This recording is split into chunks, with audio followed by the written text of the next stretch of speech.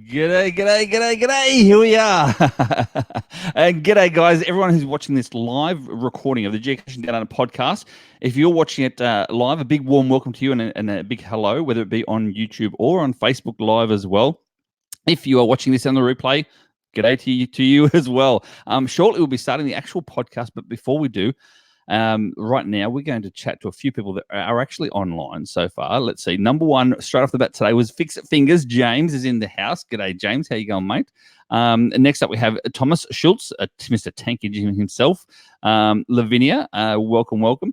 Gary, Tattooed Squared is in the house as well. Lavinia, trying to think. Church. Throsby on Church, that's Lavinia. There we go. See, I got to remember these things all the time. Let's see. Gaz Kirsch is here as well. Oz Fox is here. PCE in the house. Look at you all joining up. Very good to see.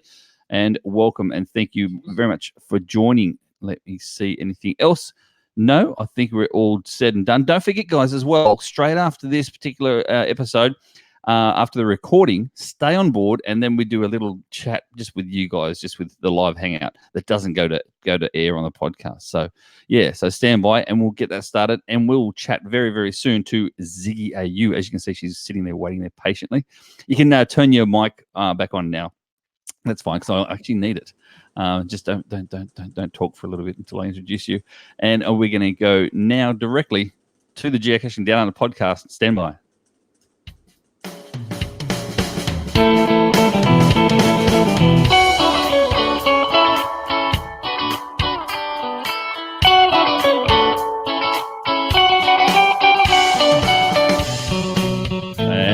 G'day, guys. C. Marshall here, and welcome to episode number 18 of the Geocaching Downunder podcast, recorded live on this, the 5th of February in 2020.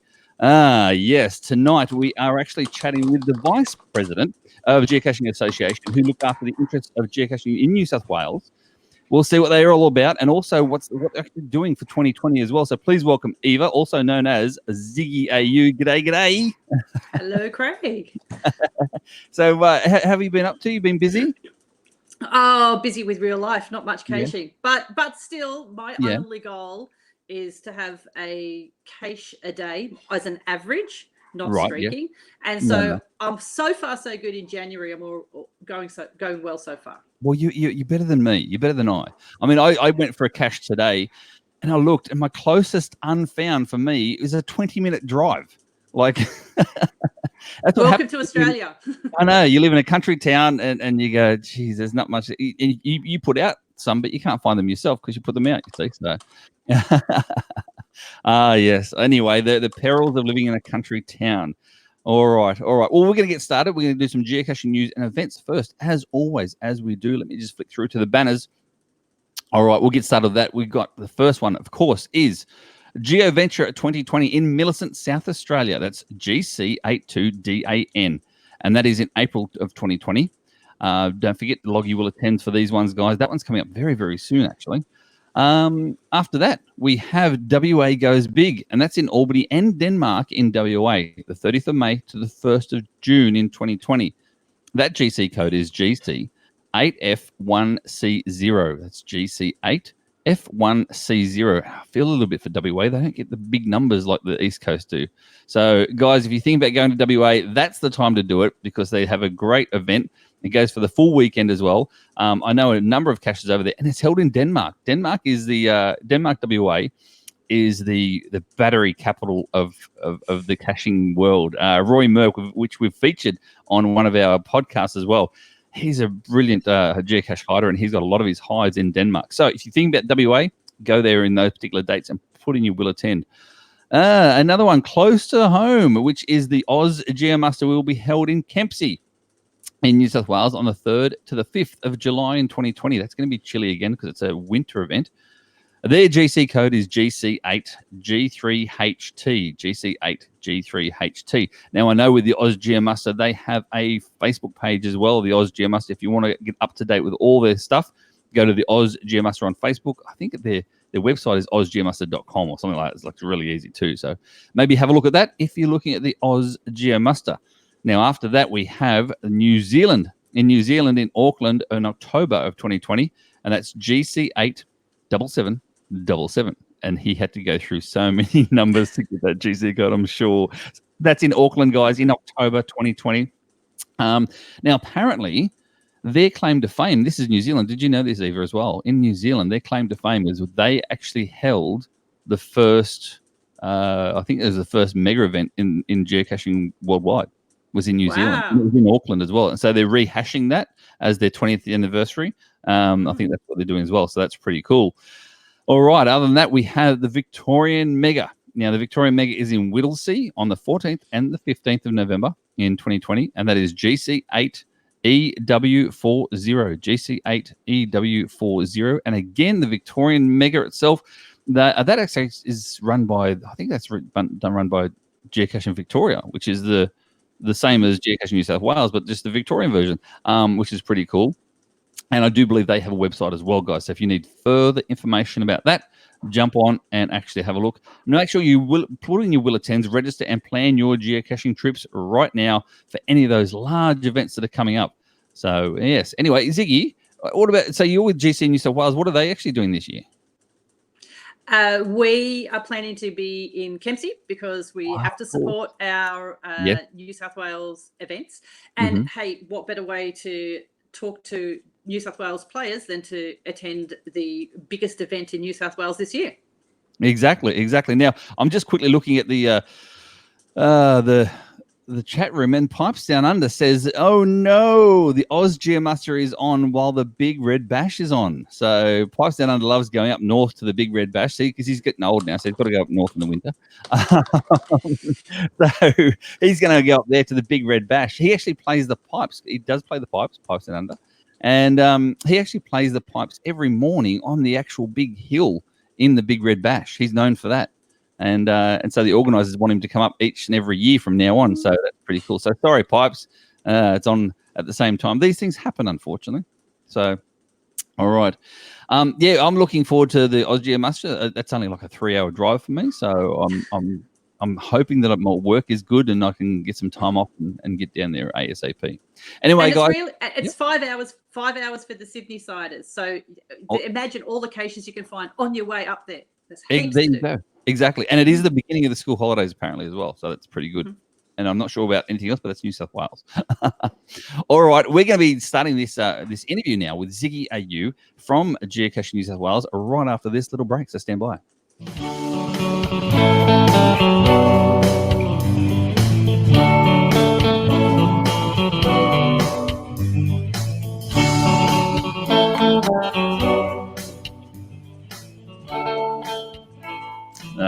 Okay. All right. Welcome back. And of course, as always, we always love to chat to our chat room. Quickly now, guys, if you're in the chat room, you tell us how many of you are actually Geocaching New South Wales members. How many do we actually have online tonight? Just wire an N or hands up. I am. I got my shirt on. Look, it's a Geocaching New South Wales shirt. Of course, yours on that side, left side. The one. Yeah. So anyway, we're talking here with ZiggiAU, and she is the Vice President of Geocaching New South Wales. We're going to talk a little bit about the background of GC New South Wales, what it actually does as a committee. I mean, let's think about it, guys. If you're listening to this from a different area, whether it be a different state, and you don't actually have a state committee, you may find that it's actually beneficial for all geocaching in general, but we'll see. Anyway, so tell us, Ziggy, a little bit about Geocaching New South Wales. Like, when did it start? When did it actually begin? So, officially started in 2009, but it was started because there was a specific need for it. So, what happened, as many people know, the very first cache in Australia was placed in Lane Cove National Park. Oh, yes, yeah, it's now a virtual.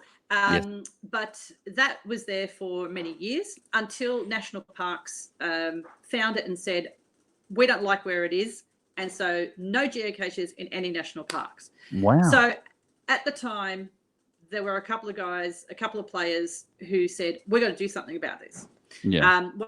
One of them was Darren Osborne, Team Web Guy, and Damo. And these guys, they were just some of the original GC New South Wales committee who got together and said, let's do something about this.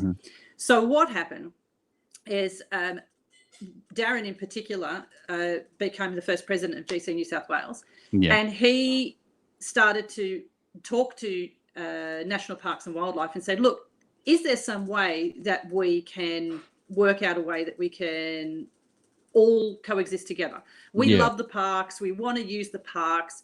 We're mostly bushwalkers. We like to be outdoors. We're trying to do the right thing. So is there some way we can do this? So it took him a couple of years, but then eventually he was able to come up with a sort of a scenario where we, the geocachers, are happy and National Parks and Wildlife are happy. And that was the impetus for getting GCNSW going. So the first idea was to have a method of multiple stakeholders being able to have a communication, and therefore we represent and advocate for the game. No, that's a great idea. So what actually happened? Do you know any of the history when it comes to Lane Cove? Why did it actually have to become a virtual? Just to let everyone else know as well, and I'm not sure if you knew this or not, Ziggy, but Lane Cove Virtual is the #1 virtual in the world. Whoa. There you go. So Lane Cove Virtual is the #1 virtual in the world. Hence the reason why so many people need to find that virtual. So yeah, #1 in the world. So why did it actually become a virtual? Like what was the issue? So national parks don't advertise all of the sensitive areas of the park, because they don't want people to go there and go, oh, hey, I know there's something interesting here. There's a rare frog here. I've got to take a photo of this. Right. So it just happened that where that first cache was placed, unfortunately, was in it's a sensitive area. Right. So they said, well, we obviously don't want to contribute to any issues there. So that's how, instead of being a physical, it became a virtual. So I'm really pleased that they were able to convert that physical into a virtual, and therefore carry the longevity, and it helps in all our stats. Exactly. Well, I did that virtual a few years ago now. It's my 900th milestone, and I'm just looking in the chat room now. JG9172 says that they are saving Lane Cove for their 1,000th milestone. So that's pretty cool. Milestones are really good, and if you get things like this one here from Milestone Guys, that's the best way to do it. And she's only got, or he or she's only got 75 to go. So good luck, JG, with that. So yeah, that's pretty cool. So once this agreement was put into place, basically from there, I know myself. There's a website, the Geocaching New South website, and and the reviewer got spoken to as well about it. So the reviewer had knowledge of it and all that sort of stuff too. Yeah. Yeah. So this is where we became the go-between in the middle, where we could talk with stakeholders. We got the reviewer on board as well, and so we're all working together, and that's part of the benefits of having an organisation like us, where we can advocate for the players and the game, and no matter what flavour of the game you play. Exactly. And to be honest with you as well, this isn't even on the show notes, so we're talking off thing here. This is my own mind. Another thing GC New South Wales have done, this is before I actually got involved in it as well, is in the negative aspects of things and positive. But this negative one was in regards to the missing child that time. And a geocache was located right next to some sort of graffiti about the child. And so then the media went rife with geocaching being a bad thing to do, and all this sort of stuff. And I do believe it was actually James Fix It Fingers at the time, who was president of GC New South Wales, who put out a media release. So again, GC New South Wales can be the go-between between HQ, because HQ don't know what's going on like that. That's only a small thing in this state. So again, that was a big well done, mate, to James out there for his media release, which he put together and organised and did pretty quickly as well, and just jumped on top of that and squashed the problem before it even grows. Realistically, we also have a community of people out there, all these fantastic people in the chat room, people on Facebook. We've got lots of people who can give us a heads up about those things as well. So, and gives us an opportunity then to be fully aware of what's going on in the geocaching community and wider area, like you said, with that story. Exactly. And see, these guys who started this off, and let's be honest, if you don't know, Darren Osborne unfortunately passed away a few years back now as well. He was actually, and you know this too, Ziggy, he was the he started a podcast of his own. And it's an amazing resource. We have over the last couple of years been collecting all of the old podcasts because unfortunately they fell off into the ether. And so we have actually tracked down, I think, nearly every episode, and they are available to listen to if you want to listen to a bit of geocaching history. Wow. And where can they find those? It's not hosted on our website, but if you go to geocaching.sydney, you should be able to find links to the old podcast from there. Yeah. I've listened to a lot of his podcasts, and he's one of the founding GC New South Wales members, or geocaching in New South Wales, I should say. He's one of the founding leading drives for everything geocaching in New South Wales. He was a powerhouse, and he had lots of great ideas. And unfortunately, he was taken too soon. And he definitely was. I'm sad I didn't even meet him. I didn't start playing until after. So very, very sad indeed. But even to the point where he was doing podcasts live out in the field as well. So and this was so many years ago, and here I am struggling with this technology, just to get this live. And yet here he was doing it out in the field with, on a cliff face as well. He's done videos and stuff as well. So imagine if he had Periscope. What would he be doing with that? Jeez. Imagine him and I teaming up, and doing the podcast together now. That I would appreciate that, I tell you. So going to the Geocaching New South Wales that it is today, which turned out to be today, what's your actual particular role in it as vice president? So I started as an ordinary committee member. We have 7 members on our committee. And then I've worked my way up to vice president. And I've been working underneath you as the president. So I think we're doing all right as a team. We are doing a good job as a team for that. That's for sure. And I just read what was in the brackets, the show notes. I shouldn't read that. I'll tell you. See, I got you there. Exactly. So anyway, we're going to mention our other committee members because they do a great job as part of it as well. So there's myself as president, you're vice president. Then we have Coast Blue, who is secretary. We have the Bebes, who is the treasurer. What a job she has done as well as a treasurer. Unbelievable. We've got Brewmaker himself as one of the committee members. We've got Purple Cash Eater. She's in the chat room. She's one of the committee members. And who's the third committee member? Team Canary. How did I forget that? Team Canary is the other member as well. So that's the 7. And we'll talk to you guys very soon as well about how you can actually support GC New South Wales as a committee, and what we actually do for geocaching in general in the state. So we're supported by those. They're fantastic, aren't they? Oh yeah, no man is an island. We all have to work as a group, and we do. It's definitely. We have to work as a team in order to achieve our goals, and you can't do them by yourself. No, definitely not. Now with the election process of the committee and everything else as well, like it's the whole time it's been at a particular club, and whatnot, except for last year. Last year it changed. The election process changed. But what's going to change this year in regards to the election process?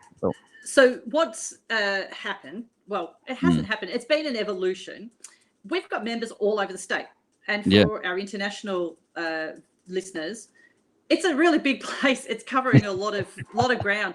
So not everyone can make it to a physical meeting, and we understand that. So I'm a big fan of elections. I like elections. And so I propose that we do some kind of a postal voting or something that will allow our members who are further away and can't make it to Sydney on a particular day, give them the opportunity to vote in that election as well. So we'll try something new this year, and see if we get some more votes in.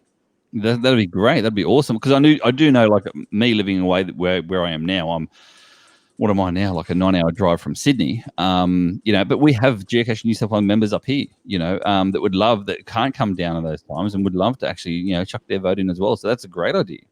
So as far as postal voting goes, there's a long history in Australia of that sort of thing going on. A lot of people didn't want it, but it's there and it works, and it shouldn't be particularly complicated for our very small organisation. I think we can manage that. No, exactly. Kitty Catch in the chat room, she's just saying we have members in ACT too. Yes, we do. Yeah. Yes, we have. We have interstate members of New South Wales, and we have international members. Yes, we do. One particular international member comes back like once every 3 or 4 months for work, and hangs out with a few of us and attends events, and he's really cool. I actually took him to the Lane Cove one, the first virtual. The first time he was over here, and that's how we got talking. So there you go, pretty cool. All right, what's planned for 2020 now? You were saying before, we're doing these different type of events. Now, predominantly, they always held, I think it was like 5 or 6 events throughout the entire year. One being like a Christmas event, one being a CETO event, and one being like an expedition event where they went for a weekend away somewhere as well, which is pretty cool. I think they did a winter walk as well. But what else is happening this year that some people don't actually know about, which I think is pretty cool? Well, those events were set in place by the previous committees, and they've been a really solid base for us to start from, which means that then we just have that flexibility of just choosing location or where to do these things. So it's been really good, solid foundations to work with. Now, we really wanted to go big for our 2020 celebrations to, commemorate 20 years of geocaching. We wanted to go big to the top of Australia. We wanted to go up to Kosciuszko and do a walk to Kosciuszko. In May? But in June? No, not in winter. You take a shovel with you to get the snow out. You wouldn't get to that cache that's up there. No, you wouldn't. But so unfortunately with the bushfires, when we were planning for this event to go up to Kosciuszko, a lot of that area was closed, and we decided that it was too hard because of the uncertainty of not knowing whether that area was going to be open and available and safe to go and visit. We decided that we'd have to can that and postpone that for another time. But instead, what we're going to do is go a one-day event that we can just drive to, but we're going to go to a bushfire affected community where we can go and spend our geocaching dollars. Yes. Go and support a bushfire affected community and something that's a little bit more manageable, and we'll save some 2020 celebrations for a bit later on in May. No, that sounds perfect. That sounds really good. And exactly right. And look, I'm going to reiterate this again from last month as well, guys. And in Australia now have actually put out an advertisement campaign in regards to, getting tourists back to Australia. What is it? What's the slogan they say? I can't remember what it is now. It says something about don't cancel your holiday or something, or come here or something it says. I can't remember now. But yeah, it's some slogan that Australia's saying, look, guys, don't be scared to come here as a holiday destination. It is still fine. There's no problem with the actual fires. In actual fact, we need your help and we need your tourist money to rebuild these communities. And I think that's a great idea to actually have geocaching events in little communities that need the money, need to be rebuilt. The cafes, the pubs and the clubs and whatnot need the extra dollars so they can actually rebuild as well, which is pretty cool. Yeah. Now in January, we've come past January now in February. So what's been happening? You personally have been very busy being in January. What have you been doing? I've been very busy. Well, one of the goals of Geocaching New South Wales, it's set out in our aims and our goals, is to help educate people with geocaching, and word for word, it's to facilitate the sharing of geocaching knowledge. Sounds better. So one of the things that we've been working on and it's been quite a long-term project, we started in October, is that we've been running introduction to geocaching courses at Sydney Olympic Park. And as part of that, we've also hidden a few extra simple, easy to find representative caches for new caches to go and find.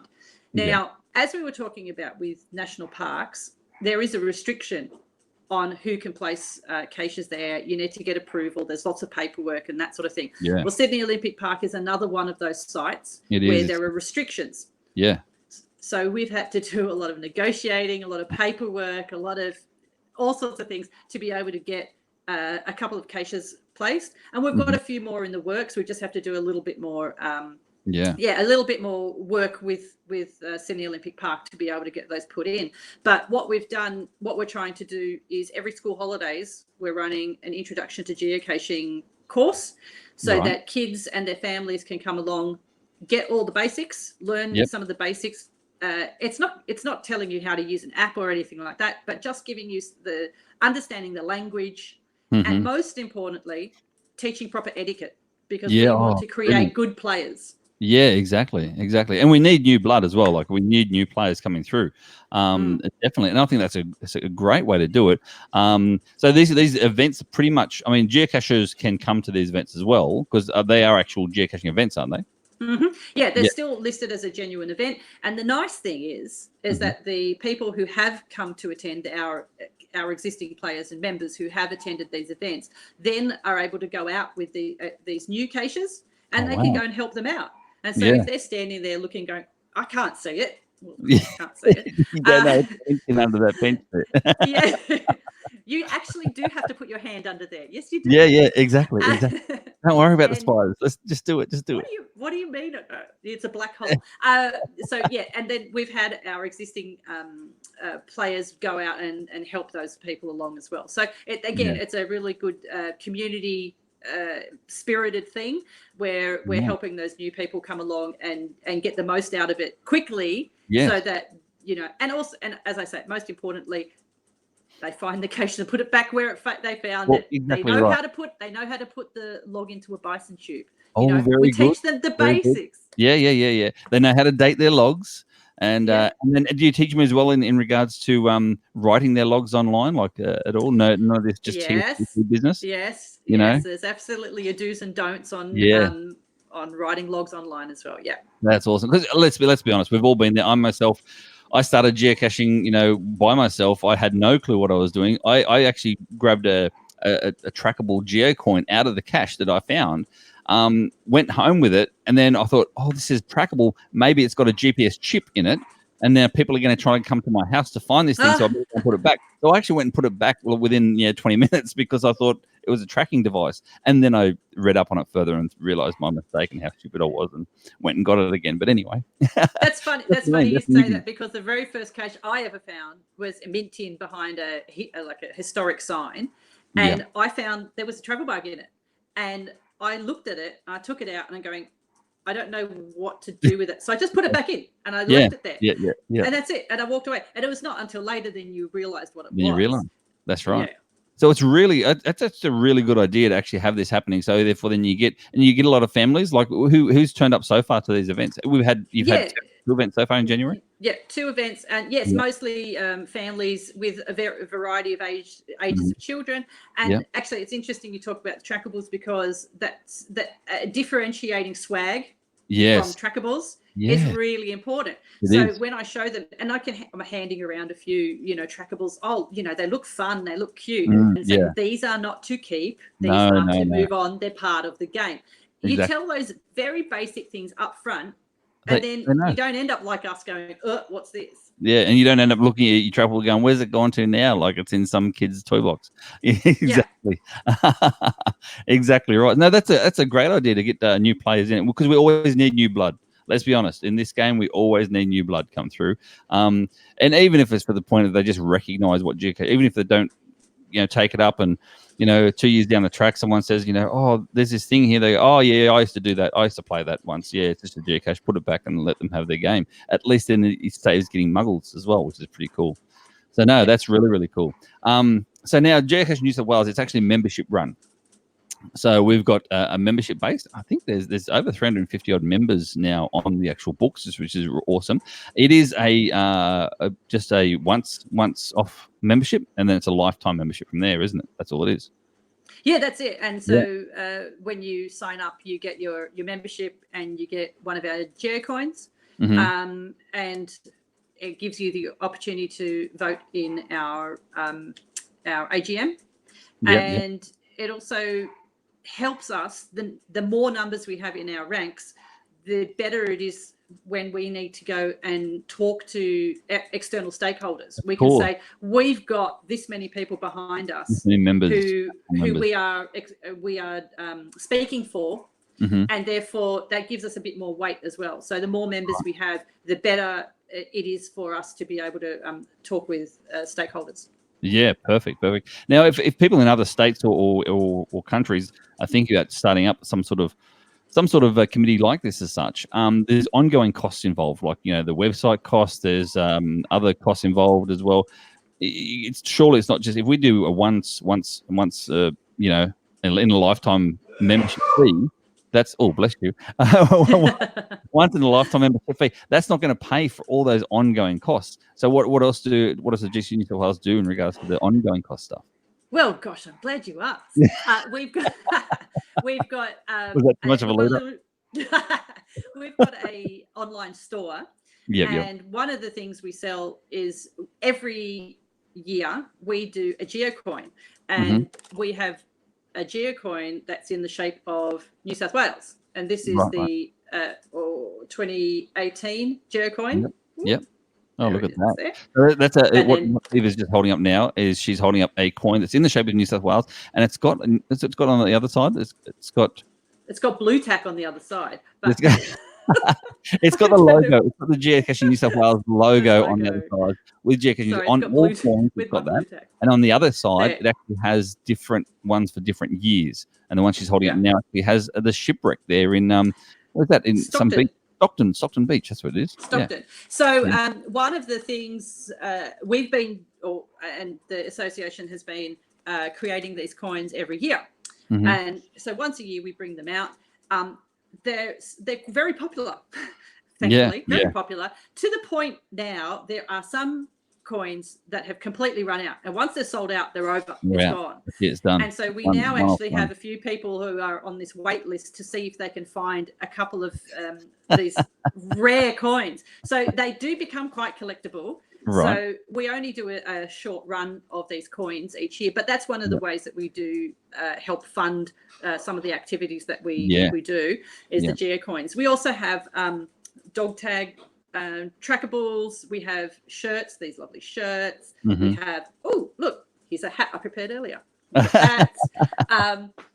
And we've got, there's a whole bunch of little bits and pieces up there. And when you're buying those things, you know that you're supporting our association, and you know that it's supporting things like our education and our advocacy and all of those things. Exactly. Let's just quickly go back to the trackables as well, because we've got Crosby on Church in the chat room, and she says, we attach cards to trackables to inform people and also help out the mature caches to see the trackable number. Now, I know that she does this because I had a TB hotel very close to her sort of commute where she used to live, and she forever just took out the trackables herself and cleaned them all up nice and pretty and put these cards on them and stuff, put them in little resealable bags and put them all back. My TB hotel was a day spa. It had a day spa in it rather than just a hotel, thanks to Throsby on Church. So that's a pretty cool idea as well to do that. And also Ozfox says it'd be great if each state in Australia had their own state coin, and then you could actually join it together to make the shape of Australia. That'd be cool.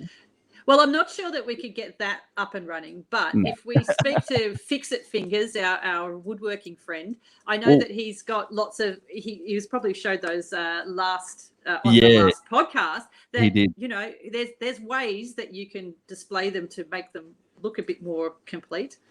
Exactly. Well, his one was in the map of Australia. That was for path tags. He's got a path tag holder, so that was pretty cool as well. So, and even to the point where Thomas Schultz, Tank Engine in the chat room, he's from Canberra. He goes, I like those coins. He's even got one himself. See, so the coins aren't just for the members; they're for anyone, pretty much. Well, I then put it out to Tank Engine that I think he needs to collect a few more. Yes, exactly. If you only got one, you don't have enough. That's right. They come out every single year. Now, also in the chat room as well, Tattooed Squared. He says, when is the new one out? When do they come out every single year? These because I mean, if they're highly collectible, you know, people want to know when or where they can buy them first, so that they don't run out before they get them. Are we going to announce it live on the podcast? Where we're going to do it this year? Well, in the last couple of years, we've it just happens that it's been very convenient that there happens to be a mega just about at the right kind of time of the year that we normally put them out. So in previous years, we've released them at our AGM meeting because we have a lot of people show up there. but there's a lot more people who show up to a mega. So Yeah, we've got exactly. more customers at a mega. So Yep. we should have our next one ready for the Kempsey mega. Ah, the Oz Geomaster. So there you go. There you go, Gary. It's a real one straight in the bat there from Geocaching Downunder podcast. You can get the coins first run at the Oz Geomaster mega event in Kempsey. That's where we will be selling them. Cross fingers if they've got a stall there as well. Got to make sure, because we haven't even spoken to them about that yet. So we'll see what they say from there. So now, if people want to be interested in becoming a member as well, because I mean, the other membership benefits, let's be honest, apart from us being a voice for the people and a go-between for different other avenues, I mean, we host these events, for instance, you know, like there's a few times there we've put on a barbecue, you know, and we've held like a free for members and a gold coin donation for non-members, which then obviously gets donated to the local charities as well. You see, so things like that, guys, as well. It's being part of the group, being part of the committee, and also then you get little freebies here and there as well, which is pretty cool. And also, just to point out that our events are open to everybody. We do advertise and obviously put our members, you know, consider our members first. But all these events are open to everybody, and you know, everyone's welcome to come. So you were mentioning our calendar of events that we usually go through. And say, for instance, we do a skills event every year. And one year we did indoor rock climbing, which I remember seeing your bottom up the walls there somewhere. You still have a thing? That's embedded in your brain. There we go. See? And because obviously you're only listening to this podcast, it is a really good looking butt. Think of like Patrick Swayze's butt, and that's when you got mine right there and then. I can say that because they can't see it. It's only on the podcast. And then this year we did, we went to a live snake show, and then we had one of our members come and do a first aid and safety demonstration on what would happen if you had snake bite. So we learned a lot about the snakes, and then we had a second component where we did the first aid and safety. So we're looking at a whole range of different safety elements. When we do our CETOs, we do those in conjunction with local councils. So we go and ask the council, have you got any places that you need working on? And then we will come in and work with council with what they need doing, not just like us rolling in wherever we feel like. And the best part about that is then council will also help to take the rubbish away at the other end. So we've worked with City of Sydney, we've worked with Strathfield Council, Blacktown Council, Canterbury Bankstown Council. That was another interesting one when you were waist deep in mud. There's some good photos again, guys. Look, go on Facebook and look up for Geocaching New South Wales on Facebook page. Go and follow the page, that one there, and you'll see some great photos of literally like a big mud crab looking bloke, me. And I even found a dead dog that day. That was Did disgusting. you? Yeah, that was bad. I mean, we pulled out safes out of that river. We pulled out shopping trolleys. Trolleys, yeah. I think I went deepest going for a shopping trolley. I remember that. I went wide. A plastic. It's a barbecue, a whole barbecue. That's right, a whole barbecue, exactly. Yeah. I mean, we cleaned up a lot. That was a really worthwhile, that one. I really enjoyed that. Even though I had to go and get a needle afterwards for tetanus because I stabbed myself twice with different things I didn't even know what they were. So anyway. Yeah, but then you do put yourself into those situations, don't you, Craig? Well, it's all or nothing with me. You should know that. It's always all or nothing. Meanwhile, in the chat room, Kitty Cat says that the ACT is actually not keen to get into an association as such because they already attend too many meetings. They do. These guys in ACT, they attend so many different meetings and events all the time. They are a really good geocaching community in ACT. I really do like all ACT members. They're really, really cool. All right. What else apart from that? If they want to be part of the association, what do they need to do? Is there a website, for instance? Is there a website? You've already mentioned the website a few times. You know what? I should actually put it. I should have put it on the banner. Jeez, I'm not good at this. I've got the manual version. Here's the manual version. Show up the manual version. It's the. Let me just. You know what? I'm going to quickly put it on a banner. Type. Right, I'm typing now. So for the people who are listening at home, I'm holding up a little poster which has actually got our web address on it, which is geocachingnewsouthwales.asn.au. And it is scrolling across the screen now if you're watching in the live or the replay. So if you go to that website, you can there's an online membership form that you can sign up right there. There's a link to our shop. You can see heaps and heaps of articles. We've often got our articles on a geocache of the month. We do all sorts of other little bits and pieces as well. So it's quite an extensive resource. So just go and have a look around. And we'd love to have you on as a member. And of course, if you are currently a member and you are interested in nominating to be on the committee, we're always happy to have nominations for new committee members. So our AGM is going to be in August. And again, if you're a member, you'll get lots of information about voting and nominations and all that sort of stuff. But we totally welcome anybody new to come along into the committee as well. That's awesome. That's awesome. I will just quickly enhance something as well that you pointed out there, and that is Geocache of the Month. So with Geocache of the Month, these they get like a banner for the actual cache page if they're voted for Geocache of the Month. But we need people to actually nominate for Geocache of the Month. So, guys, if you're a Geocaching New South Wales member out there listening to this and you found a really good cache lately, no matter what it is, whatever, either A, jump on the Facebook page, or B, jump on the actual website itself and let us know. Let us know all about that particular cache and why you want to actually put it as Geocache of the Month. Because seriously, guys, we do need your input a lot more than you think. And the thing is with the nominations, the criteria is essentially has to be in New South Wales. So we even have in the chat room, we've got Kitty Catch, who was, although she lives in the ACT, has got caches in New South Wales, and she has previously won Geocache of the Month. That's right. So the cache needs to be in the state. Yeah, it just has to be in New South Wales. And generally, we like the caches to be at least 12 months old so that they've matured a little. They've got a little bit of life in them, and they've got a little bit of people have given a bit of a feedback to see whether they're actually genuinely really good kind of caches. It doesn't necessarily have to be about favourite points. It can just be about a fantastic cache, and lots of great stories is enough to potentially sometimes get it over the line. So and it can be anywhere. It just as long as it's in New South Wales, urban, regional, doesn't matter. It can be anywhere. That's right. And then what we do from there, guys, just for your information, is those 12 winners over the 12 months itself all get put into a ballot, and it gets voted upon by the members as to Geocache of the Year. And Geocache of the Year gets another different type of banner, like for the cache page, and they also get a 12-month premium membership from GC New South Wales to the premium HQ membership, not membership to us, So that's pretty cool as well. Gary Tattooed Squared has just said, how do we nominate? Is there a link on the actual website?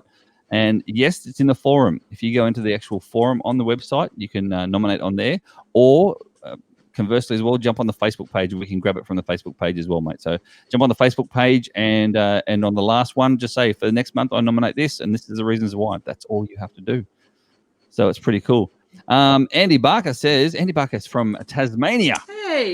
Yes, Andy. You know him from other. I do know Andy. He says, so outsiders can nominate caches as long as they are the caches themselves are in New South Wales. Yeah, that's correct. Yep. That's all you need for GC New South Wales. The cache itself has to be in New South Wales. So we want to see these good caches, guys. We want to bring more people to more wide variety amongst the state. So that was pretty cool. All right, well, we're going to say goodbye now. We've got to do our send-off. Okay. I know. Well, that was really that went so quickly, Craig. I told you it does, and yet look, it's still under the hour because you like it under the hour. So under the hour. Under the hour for the for it from there.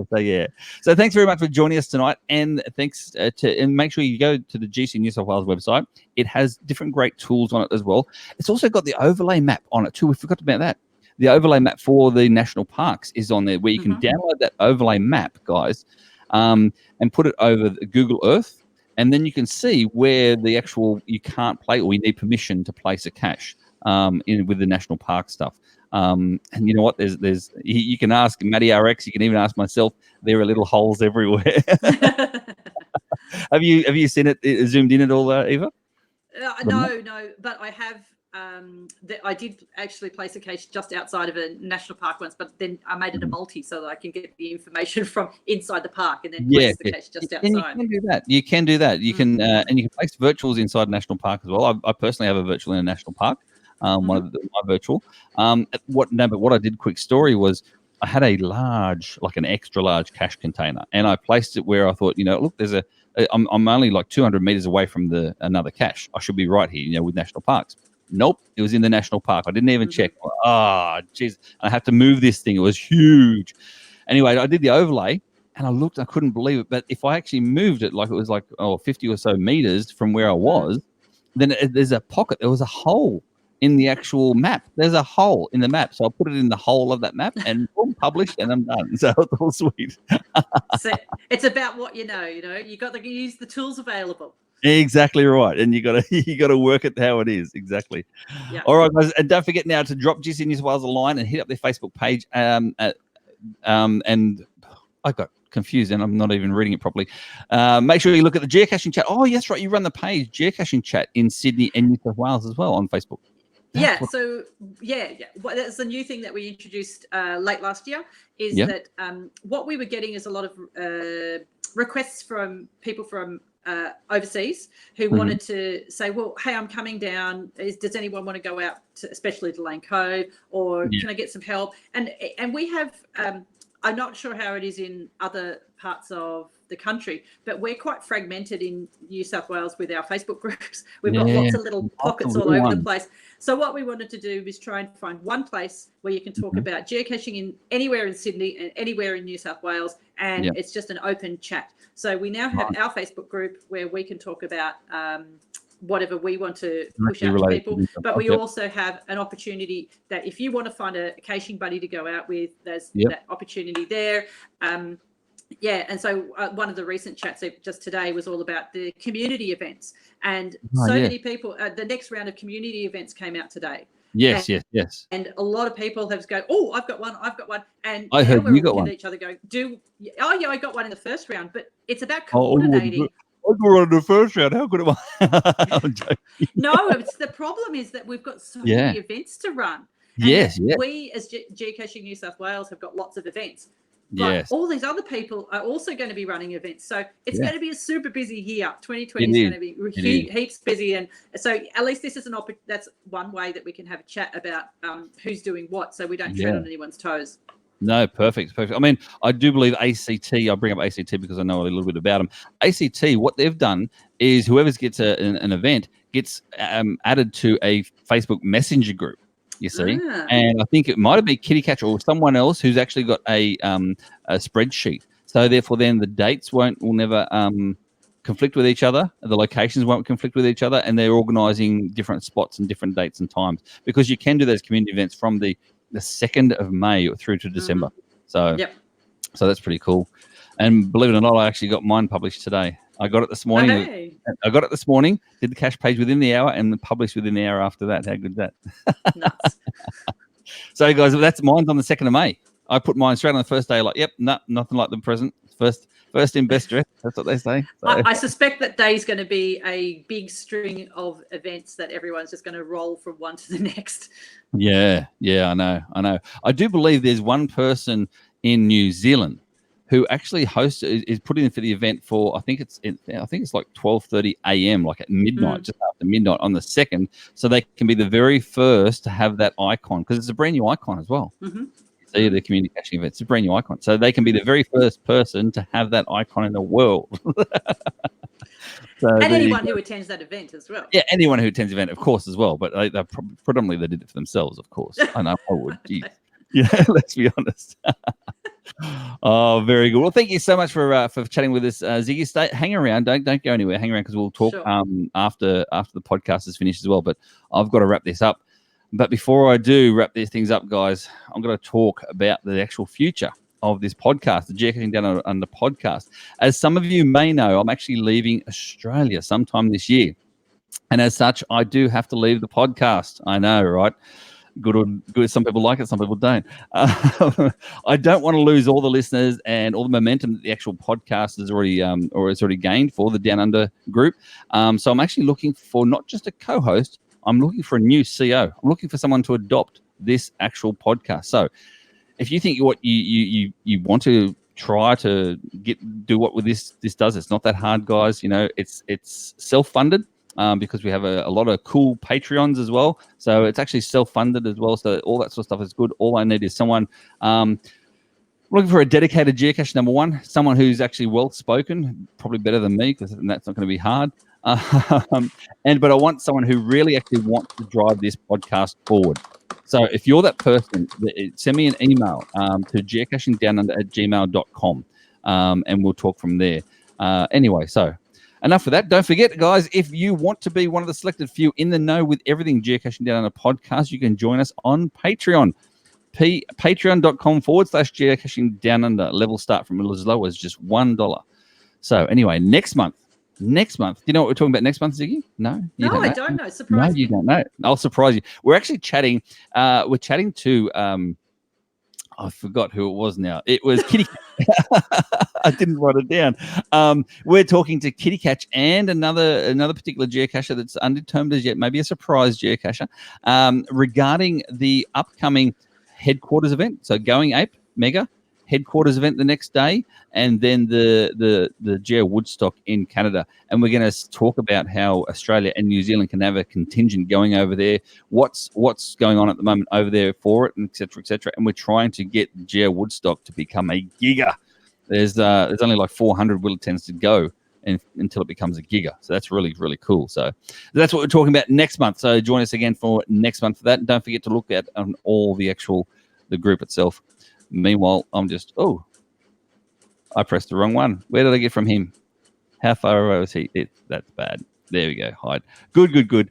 On the wrong buttons. Too many to choose from. Let's get this over and done with and get them away. So thanks to everyone who jumped on the live YouTube broadcast tonight. And remember, we record this live in the first week of every single month. So make sure you follow all our social media pages so you don't miss out on any of the Geo Chat. If you have any questions or comments, please drop us a line, geocachingdownunder@gmail.com. So this podcast is downloaded on any of your favorite podcast apps, including Podbean, Stitcher, TuneIn, iTunes, and Spotify. That brings us to the end. I never make it. I'm over and out.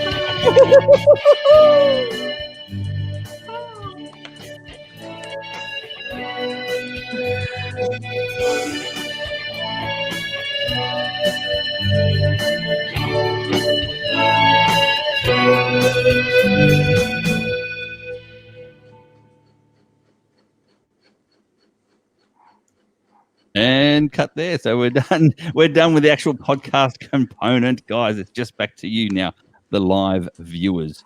Very good. So, how was that for you, ZiggiAU? Was that all right? That was all sorted. Yeah, I'm still sweating it though. Like I know that it hasn't been a hot day, but I'm still sweating it.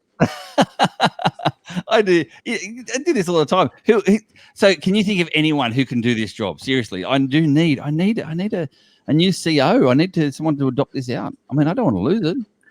I don't know. It's difficult because you have to have a certain personality for it. You do, and you got to have thick skin. You got to have big shoulders. Trust me on that, because I've got, as much as I've got listeners out there, I've got non-listeners, so to speak. Detractors. Yes, they do. But anyway, I try to steer clear of those. I don't comment back. I don't message back. I don't do any of that sort of stuff. I don't get involved in that. Anyway, that's just the negative aspect. There's much more positives to this than there is negatives. So, guys, if you guys do know anyone out there who wants to give it a crack, like I'm willing to sort of, show people, what the technology is like for it. It's quite easy to do, and trust me, if I can do it, anyone can, because I'm not that smart of a bloke. Like, I don't even like puzzle caches, for goodness sake. That's why my fiance, she's the puzzle queen. Like, she is the brilliant. She is the bomb. I'm one of those ones when it comes to geo art that I'll say, look, you guys do all the puzzles and stuff, and I'll be the driver. Like, and don't worry about petrol costs. I've got them covered. So that's the type of puzzle cache person I am. Me too. I'm definitely that kind of cacher myself. You do puzzles. You like puzzles. No, I hate puzzles. Let me rephrase. I don't hate puzzles. But there's a lot of puzzles there that I look at and I'm going, what kind of Kool-Aid were these people drinking? Because I do not understand what was going on in these people's brains. And I just look at it and I go, this is never to be found. All right, guys, we're going to say Tattooed Swed, g'day, mate.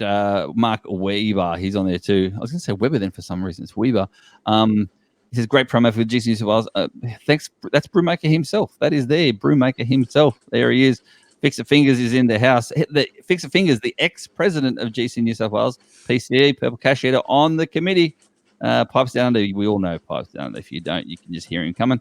The Bebbers are here as well. Look at that nice work, she says. And the Bebbers, again, she's on the committee itself.